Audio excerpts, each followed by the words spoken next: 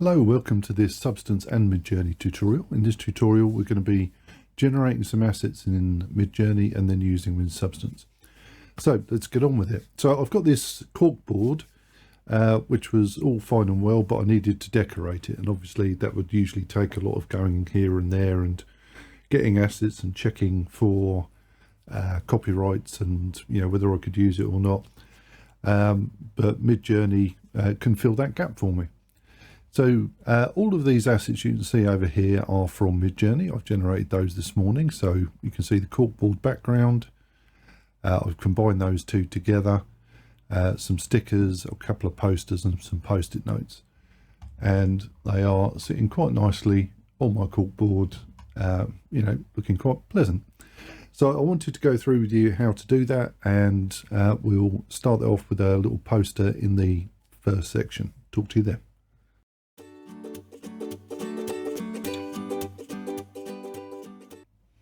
Okay, so I want to fill this up with some typical kind of things, and I want some photographs. So if I go to my Midjourney now, as you can see, I've been experimenting. Tried to do some photo strips, but it's not come out tremendously well. But we can do some Polaroids. So for Polaroids, we can type /imagine space and then Polaroid. There we go, and then comma, and I want two goth friends, because I'm imagining this is for I don't know, a room somewhere for a goth girl. And press enter. Okay, so this can take a moment, so I'll speed up here. Okay, so that's done. Now, there's a reason I made this quite simple and generic up here, and that's because I want to have some repeatability and I want to have some changes to it. So I quite like the bottom two, mostly because they've got white frames, this one especially. So what I want to do is make variations of these. First of all, what I'm going to do is show you my settings. So if you type settings and space and press enter, you'll get the settings up. So I've got base quality, style low, and remix mode. That's the key to this, having remix mode on. My base quality, it's fine.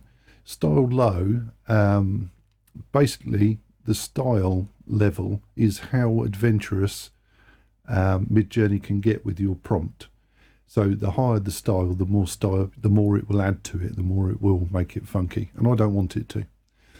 Okay, so because I've got fast mode on, what I can do is come over here and press V4. So this is picture 1, 2, 3, and 4, and I want V4, which is make variations. And that's going to kick in with remix mode and allow me to change my prompt.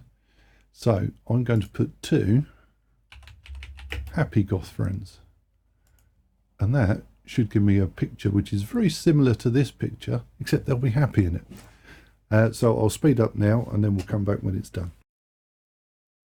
Okay, so that's done now, and what I'm going to do is have a look back up here and then back down here and see if I can see which ones look quite similar. I'm not very good at that, frankly, but I think any of them will do. I'm going to ignore this one because it's got some colour in it. We'll try this one. Okay, so what I want to do now is do this again.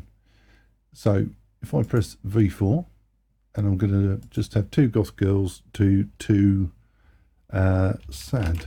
There we go. And then submit. And now I've got like a neutral, a happy, and some sad faces. And we're going to use each of those pictures to make a little montage on our corkboard, not chalkboard. Okay, so I'll let this finish and I'll be back. Okay, that's finished. So now these pictures are generated and I need to upscale them. So I want to upscale this one, which is U4, because it's picture 4. And that's sent it off to the queue. We'll have this one, which is number 3, so U3. And then I'll come down a bit more. And we want, which one do I want? I think I want this one this time. So we'll have U, we'll say U2. And that will generate upscaled versions of those pictures. So the original picture is quite small. This will be, you know, more of a usable resolution. Once I've done that, I can click on it and then right click on it, and I'll save that image, and I want to save that to my directory. Actually, easier for me if I go to open browser, save image as, and it's already in my proper directory. So that's the first one. Let's click off. Then we'll go for the second one, open in browser, save as, and back again. Oops, click, open in browser, save as. There we go. Okay, so that's generated a few Polaroids which have, you know, very similar kind of aesthetics and people in them. In the next bit, we're going to use those in Substance. So I'll talk to you then.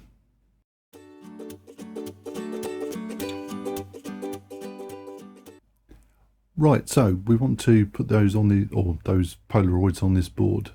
So let me go to my directory that's got them in. So I want these photos here, and I'm just going to drag and drop those onto my library pane, and then click onto Substance, select them all, switch them over to texture. Whoops, I need to select them all first. There we go, select them over to texture, and I'm just going to put them into my current session and import. That's going to isolate them there for me, and now I can put them onto my piece. So I'm going to grab one of these and drag and drop it, and then say base color, and that's going to put it in, but you can see there's lots of texture on it. Now we can get rid of that by adding the height channel. I don't need to change the height channel, I just need to change its blend. So come up here and select height, and then change it, the mix type, from L Dodge to normal, and now it's just a normal one. And now we can rotate and position it. So if I use this rotate gizmo up here, I can rotate it around, whoops, and use the move gizmo to move it, and then we can repeat for our other pieces. So let's drag that one on, base color, turn the height on, change the mix type to normal, and then use your gizmos to position. Oops, there we go. And then I'll use the move gizmo to position that where I want it. It's going to overlap them a little bit there. Let's just move out a bit. I think that's okay. And then one last one, we'll drag and drop it in. I want it base color, turn height on, change the height mix type to normal, and then use your gizmos to rotate it as you want it. And then we can move it. There we go. Just going to move these a little bit, going to move them up so I'm not clashing with these little fairy stickers down the bottom. That one there. There we go. Okay, so that's doing it for some Polaroids. Next, I'm going to make some stickers and put these in as well, because obviously the stickers are a little bit more complicated because there's transparency with them. So I'll talk to you in the next section.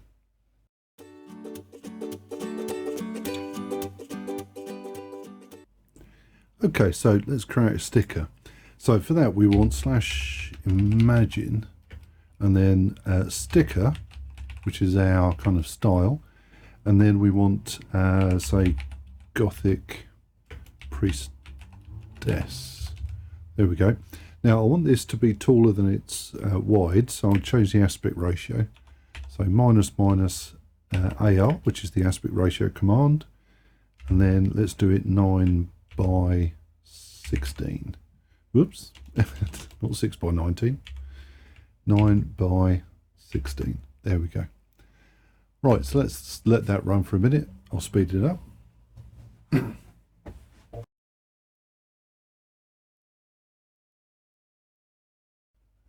Okay, so the bright-eyed among you will notice I spelt sticker wrong. So I amended my prompt in between and have rerun it for this. And we've got some nice pictures down here. So this one at the bottom corner I quite like. I'd like some variations of that. That's picture 4, so I'm going to hit V4. And then Gothic Priestess. If I leave it at Gothic Priestess, it's going to go off and do more or less the same. So I might change the Priestess to I don't know, a Queen. There we go. And then submit. And I'll speed up the video again. Okay, so that's finished, and we see that that's come up with some nice options. It's also very similar to this, but it's a bit more queenly. So I could see you could do, all of those things with, king, knave, knight, etc., etc. You could probably make a pack of cards out of it, frankly. Okay, so I want one of these. Which one do I want? I think I want this one. So that's number 2. So I want to upscale that. And while that's upscaling, I'll speed the video up. Okay, that was pretty quick.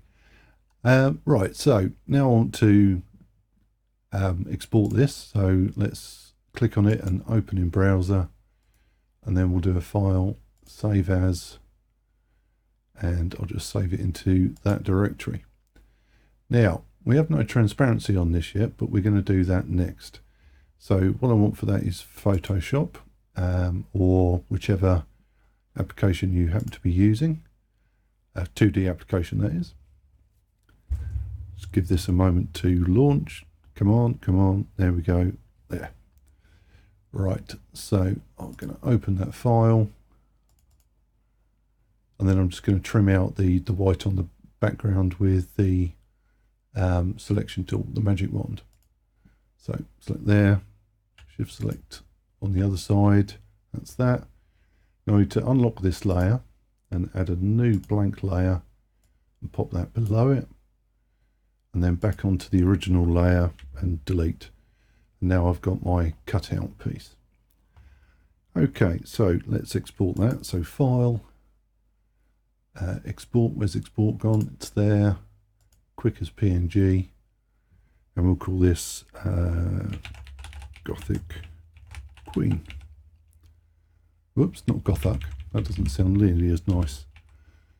Whoops. Helps if I can type. There we go. Okay, so now in Substance, I can go and find that directory. And, oops, don't know why I'm in render mode. There we go. So find your directory, and we can drag and drop our new piece in. And click in Substance, switch it to Texture, Current Session, unless you want to use it multiple times, of course. And now I can drag and drop that onto our piece. And there we go. So it's coming in a square, so I just need to adjust that. So let me rotate it first. Whoops, I'm not very good at rotating. There we go. And now I'm going to scale it up. Just a little bit more, somewhere around there. Okay, so as you can see, the texture's all coming through. And if I simply turn height on here and change the blend, it's going to blur everything within the realms of that image, whether it be transparent or not. So what we want to do is cut that out, and we can do that with a black mask. So first of all, I need an anchor point. So the anchor point is this image. So this image is going to form the basis of our mask.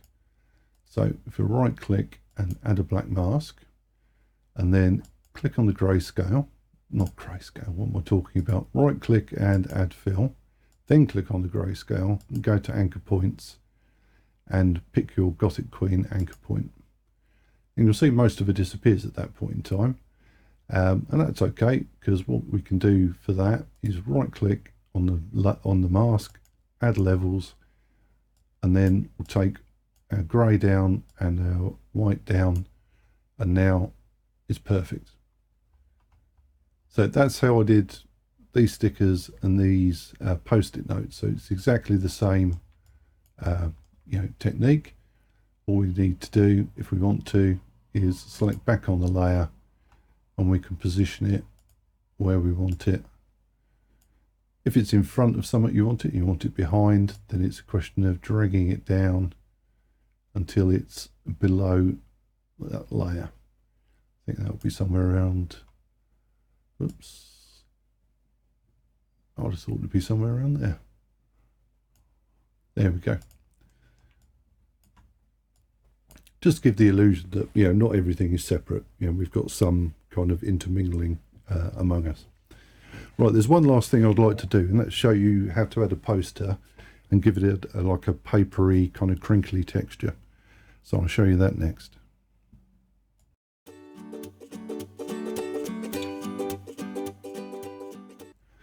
Okay, so I figured you're probably bored of me watching me crafting prompts for the moment. So that's the prompt I've used for this particular image, and I've exported it and I'm ready to go into Substance. So let's go into Substance and bring up my directory of things. Just going to click off that and go to my session assets. So that's where they all live. And let's drag and drop that in. There we go. Set it to a texture, into the session, and current import rather. Okay, so that's ready to go. I'll drag and drop it in, and I want base color. Again, I need to rotate and resize this because it's squished it all up into a square. There we go, something like that, I think. Okay, so because this hasn't got any kind of transparency, I can simply turn height on this layer, wherever this layer's gone. There it is.